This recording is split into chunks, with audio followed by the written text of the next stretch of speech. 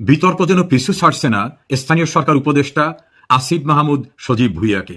সর্বশেষ সংযোজন, বিমানবন্দরে তার ব্যাগের ভিতরে গুলি এবং ম্যাগজিন পাওয়া গেছে।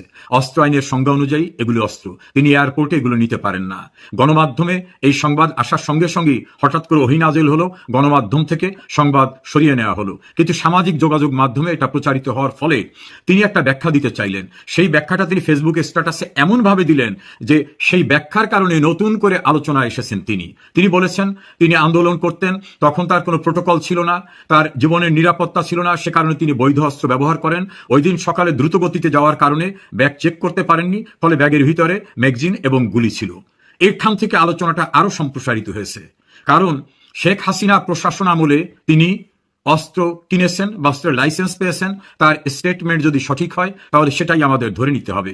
এখন ব্যক্তি পর্যায়ে যদি কোনো অস্ত্রের লাইসেন্স কাউকে নিতে হয়, তাকে দেখাতে হবে তার এত আয় আছে যে এই আয় থেকে তিনি 3 লক্ষ টাকা সরকারকে ইনকাম ট্যাক্স দেন।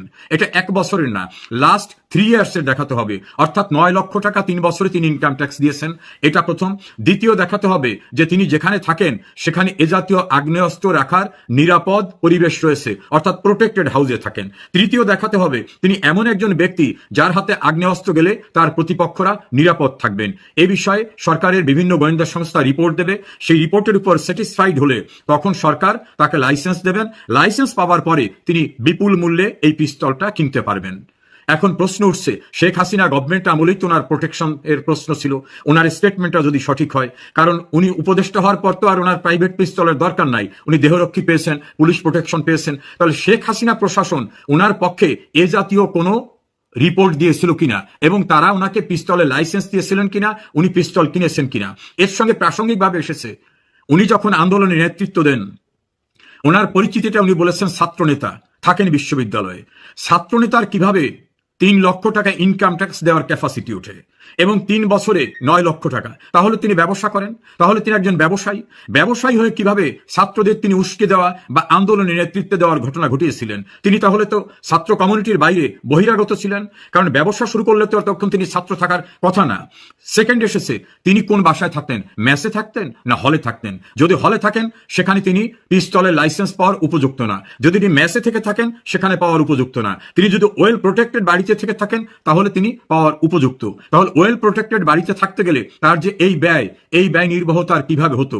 কোথার থেকে তার এত আয় হলো যে 3 বছরে তিনি 9 লক্ষ টাকা ইনকাম ট্যাক্স দিয়েছেন?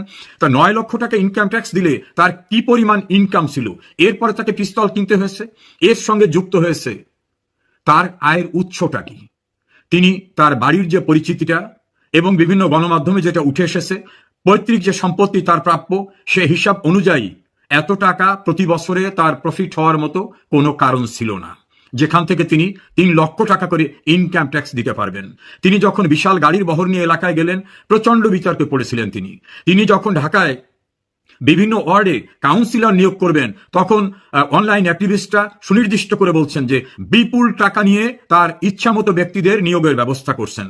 তিনি ঢাকার একটি সিটি কর্পোরেশনে যখন প্রশাসক নিয়োগ করেন, তখন ঢাকার আর একটি সিটি কর্পোরেশনের মেয়র দাবিদার ইশরাক সাহেব, তিনি বলছেন যে কোটি কোটি টাকা নিয়ে সেখানে প্রশাসক নিয়োগ করা হয়েছে। ইশরাক সাহেব দাবি করছেন তিনি মেয়র, সেখানে সজীব ভুঁইয়া প্রশাসক নিয়োগ করে তিনি সবকিছু চালাতে চান।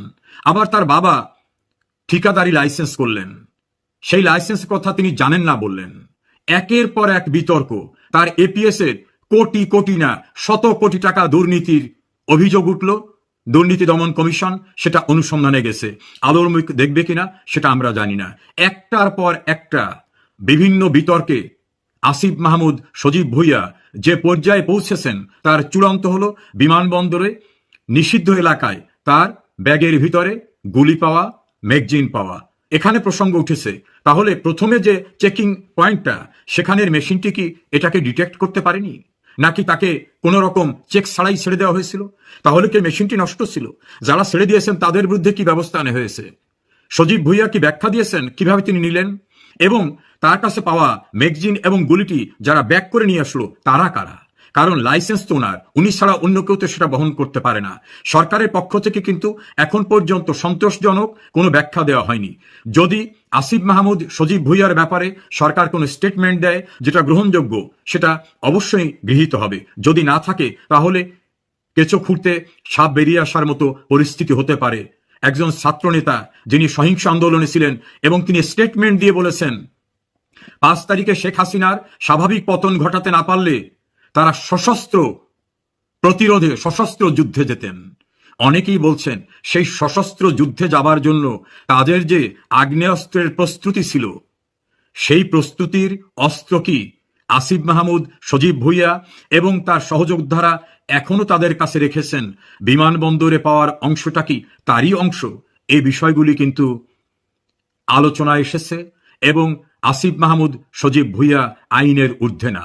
তার স্বীকারোক্তি রয়েছে তারা সশস্ত্র যুদ্ধের প্রস্তুতি নিয়েছিলেন। আর এখন বিমানবন্দরের নিষিদ্ধ এলাকায় তার ব্যাগের ভিতরে পাওয়া গেল আগ্নেয়াস্ত্রের অংশ। বিষয়গুলো কিন্তু অস্পষ্ট। এগুলি অবশ্যই অনুসন্ধান হতে হবে। আমার ধারণা এবং অনেকের ধারণা কেঁচো খুঁড়তে সাপ বেরিয়ে আসবে। আসিফ মাহমুদ, সজীব ভুঁইয়া বিতর্ক তার পিছু ছাড়ছে না, কিন্তু অনেক বিতর্কের আইনগত যৌক্তিক শক্তিশালী ভিত্তি রয়েছে। আমরা অপেক্ষা করছি সরকারের স্টেটমেন্টের। সন্তোষজনক স্টেটমেন্ট না পাওয়া গেলে অবশ্যই মনে রাখতে হবে কেউই কিন্তু আইনের ঊর্ধ্বে না এবং অপরাধ কিন্তু কখনো তামাদি হয় না। আজকের যে অপরাধ, সেই অপরাধের বিচার কিন্তু 20 বছর 25 বছর পরে হতে পারে। বঙ্গবন্ধু হত্যাকাণ্ডের চূড়ান্ত বিচার এবং বিচারের রায় কার্যকর হতে কিন্তু 36 বছর পরে হলেও সেটা হয়েছে। অবশ্যই মনে রাখতে হবে সেটা।